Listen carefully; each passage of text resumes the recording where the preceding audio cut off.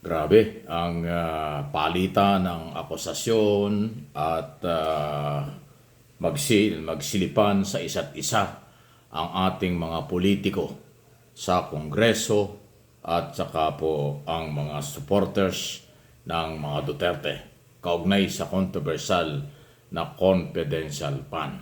Ngayon, ang tanong natin ngayon sa ating mga kababayan, ito bang away na ito sa pagitan ni Speaker Martin Romualdez at ng Kongreso at ng mga Duterte, makakatulong ba ito sa ekonomiya ng bansa? Gaganda ba ang buhay nating mga Pilipino? Mawawala na ba ang mahirap na Pilipino? O makakapagpatibay ba ito ng katatagan ng politika at ng bansa? Yan po yung mga lehitimong tanong. At siyempre, alam naman natin, pera-pera ang pinag-uusapan at kapangyarihan. Masyadong maaga. At ito po ang tumbok nila ay yung 2028. Yan naman talaga yan eh. Huwag na kayong magkaila. Yung 2028 presidential election ang inyong pinag-aawayan. Pero ngayon pa lang napakalayo pa ang nagsimula na tungkol sa pera. Nagsisilipan na kayo. Samantalang pera yan ng taong bayan. So, saan kayo humuhugot ng lakas ng loob? At dapat ay kapanipaniwalang paliwanag tungkol sa pera. Ang pera ng bayan ay gamitin para sa bayan. Sa ngayon, nangangailangan ng malaking pera ang ating Armed Forces of the Philippines at ang ating Philippine Coast Guard at National Security Group or yung intelligence community para dyan sa pambubuli ng China sa West Philippine Sea. Yun po yung issue na totoo. Natabunan na itong isyong ito kasi masyadong maingay yung usapin tungkol sa confidential fund. Matapos tanggalin ng Kongreso ang confidential fund diyon sa ibang ahensya ng pamahalaan. Hindi lang po sa Office of the Vice President. Kasamang tinanggalan dyan ang Department of Information Communication Technology, DICT, Department of Foreign Affairs, at Department of Agriculture. Bakit yung ibang department walang reklamo nung tanggalan sila ng pera? Bakit itong Office of the Vice President at Department of Education pinagkakaguluhan ng mga taga-suporta nila? Bakit? Anong layunin ninyo? Di ba malinaw na puro pamumulitika ang ginagawa? Na binawasan lang kayo ng pera, napakalit ng binawas kumpara doon sa 2 bilyong mahigit sa Office of the Vice President. Kumpara sa 750 billion budget ng Department of Education. Bariya lang po yung 650 million na inalis sa inyo dahil kailangan ng military at ng Coast Guard. Bakit kayo nagwawala na? Kaya ang tanong, ulitin ko, makakatulong ba sa ekonomiya itong ginagawa nyo? Makakatulong ba ito sa hirap ng mga Pilipino, yung buhay ng mga Pilipino ngayon? Makakatulong ba ito sa pagsasalba ng Pilipinong biktima ng kaguluhan sa Israel? Di ba hindi?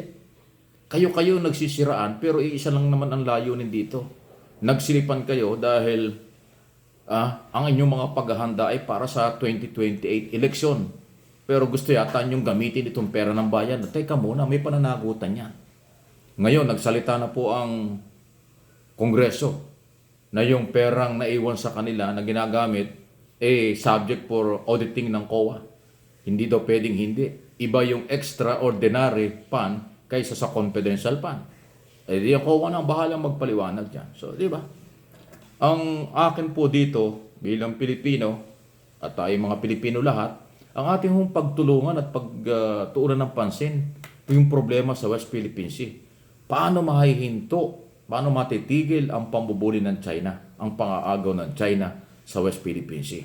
Para naman po bumalik na sa normal ang buhay ng mga mangingisda at ng ating Coast Guard at mga ibabaw ang batas na atin ang West Philippine Sea. Yun ang kailangan pagtulungan. Ay lalagyan ng pera. Kinagagalit ng kinukunan. Sinabi pa nga nung isang DDS dyan na si Harry Roque, huwag daw pag-usapan yung West Philippine Sea, maliit lang daw yan. Just imagine yung mga taong yan. Gigil na gigil sila sa pera ng bayan, pero yung gobyernong nangangailangan ng pera para doon sa West Philippine Sea, huwag na daw pag-usapan. Di ba? Di ko alam kung anong mga meron yung mga taong yan. Nakakalungkot itong kanilang mga pinaggagawa. At dahil dito ho sa isong ito na patuloy, alam nyo, Sinisira nyo ang reputasyon ng mga Pilipino at ng ating Pilipinas sa international community. Dahil ang lahat ng usaping ito at balitang ito nakakarating sa buong mundo. Ang pera na kailangan para sa West Philippine Sea ay isang lehitimong galawan, isang lehitimong pangangailangan na dapat pagtuunan ng pansin. Alam naman ninyo, dapat alam nyo. Diyan sa Kongreso at saka yung Office of the Vice President at yung mga taga-suporta nila, nangangailangan ng barko ang ating Navy. Nangangailangan ng barko ang ating Coast Guard. Nangangailangan sila ng manpower. Nangangailangan sila ng suporta mula sa pera ng bayan para mapalakas ang pagbibigay ng proteksyon sa ating mga ari-arian at property. Bakit? Paglalagyan ng pera ay nagsisigawan kayo at nagagalit kayo. Ano ba yan? Hindi naman pera nyo yan. Hindi yan pera ng gobyerno, hindi yan pera niyong nag-aaway kayo. Pera yan ng lahat ng Pilipino. Kakaunti kayong nag-aaway pero nakakasira kayo sa imahe ng Pilipino at ng bansa dahil yung inyong mga political at personal interest ang nangingibabaw. Samantalang pera ng taong bayan itong inyong pinag-aawayan. Saan kayo umuhugot ng katuwirang tama? Lahat yan baluktot. Lahat yan kahiyahiya.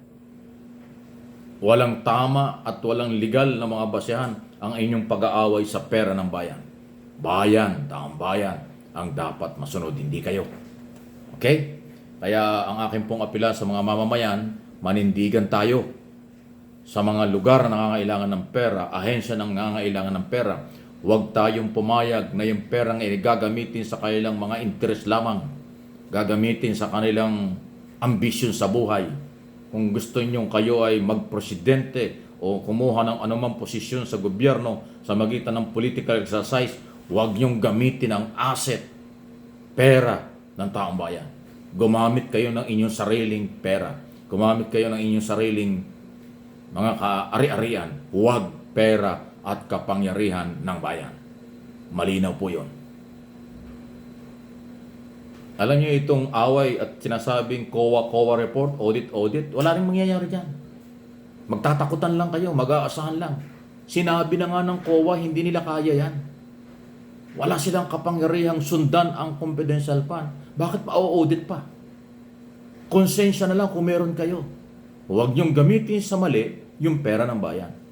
Pag ginamit yung pera tapos pa-audit nyo na hindi naman kaya ng audit ng COA na gawin yung trabaho dahil kulang sila ng manpower at kakayanan, walang mangyayari.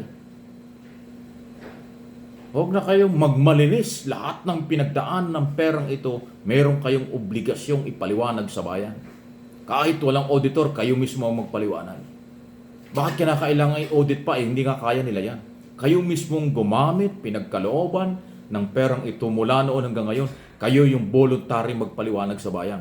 Huwag magmalinis sa tao dahil ang taong bayan ang may-ari ng perang ito.